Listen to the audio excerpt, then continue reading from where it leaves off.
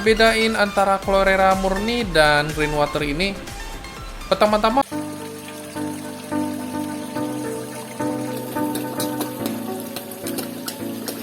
support channel ini lewat like, komen, dan subscribe ya. Share juga bila bermanfaat, serta aktifin loncengnya biar dapat updatean terbaru. Halo my boss, sesuai judulnya, di video kali ini saya mau sharing bedanya antara chlorella dan air hijau yang biasa disebut green water. Tonton sampai habis videonya ya, biar ilmunya dapat dan nggak setengah-setengah. Sekilas kedua botol ini tampaknya sama.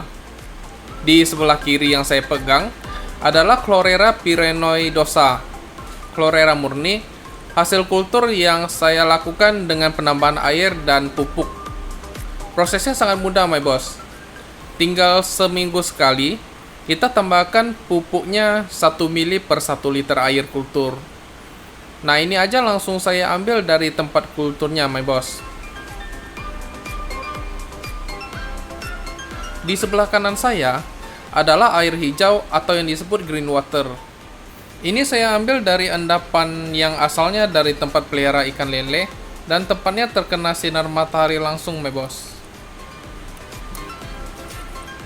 Hasil green water ini nampaknya memang hijau dan pekat ya my boss.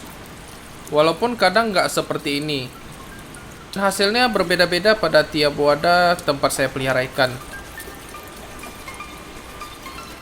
Warna dari kedua botol ini boleh terlihat mirip, tapi kandungannya belum tentu sama ya. Bahkan kalau my boss tahu faktanya, kandungan alga di dalamnya luar biasa my boss. Sedikit akan saya jelaskan mengenai chlorella ini. Chlorella ini merupakan ganggang hijau bersel tunggal yang memiliki bentuk seperti bola, dan di dalam tubuhnya terdapat kloroplas yang bentuknya mirip mangkok. Kalau dilihat dari mikroskop sih, jenis chlorella ini pun bermacam-macam my boss. Walaupun yang umumnya dikenal itu hanya pyrenoidosa dan vulgaris, terkadang si penjual menyebutnya chlorella sp, yang berarti jenis chlorella masih tidak diketahui my boss.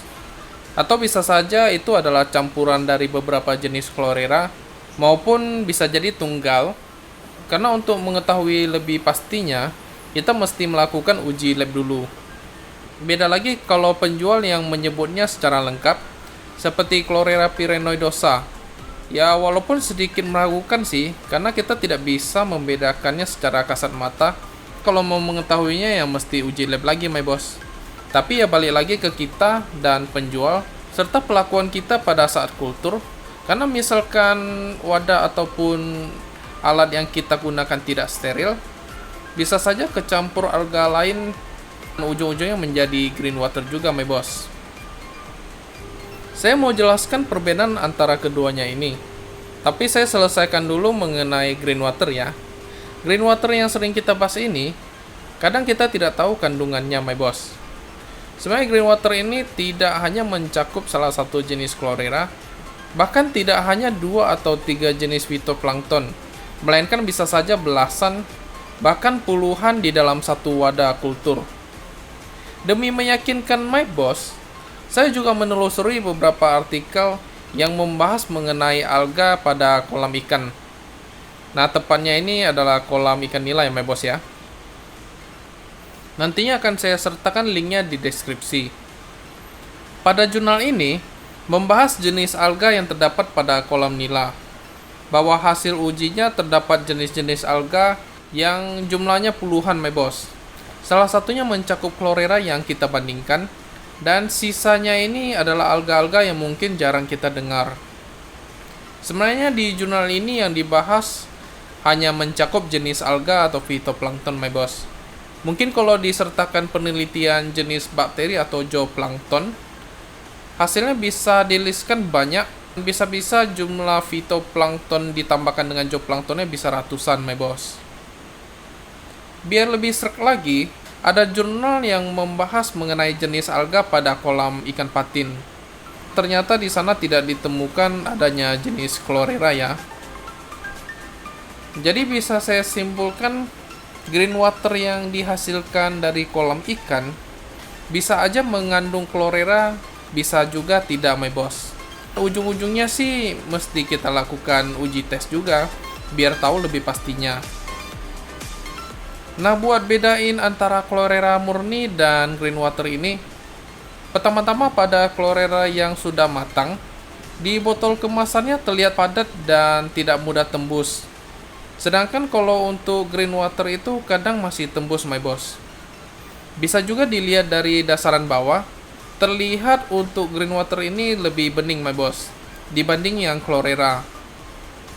Perbedaan kedua, ketika penyimpanan kedua botol ini dilakukan selama 1 ataupun 2 hari, biasanya chlorella masih terlihat pekat dan endapannya sedikit, my boss.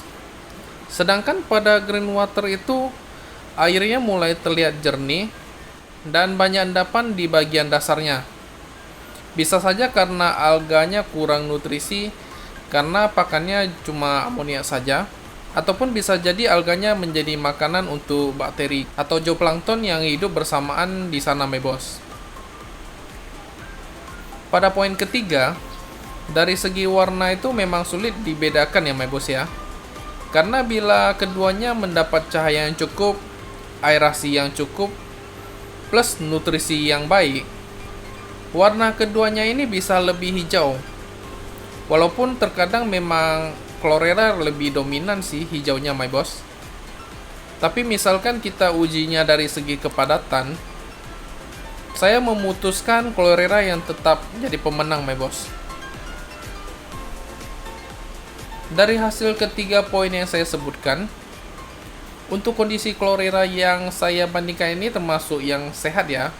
Dan green waternya memang saya ambil dari kolam, serta ini murni dari pengalaman saya, my boss.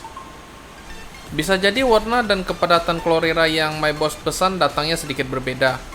Karena ya pengaruh kondisi lamanya perjalanan, belum lagi suhu, dan kualitas, serta kesehatan dari chlorella itu sendiri, my boss.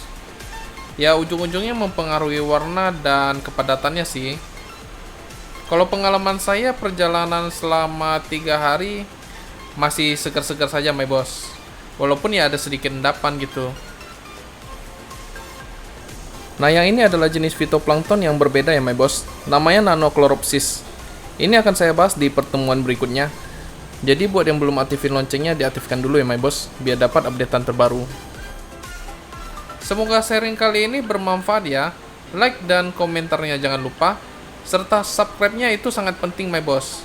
Agar saya semakin semangat buat berbagi ilmu dan rajin-rajin upload video gitu sih. Sampai jumpa di video berikutnya dan salam sobi.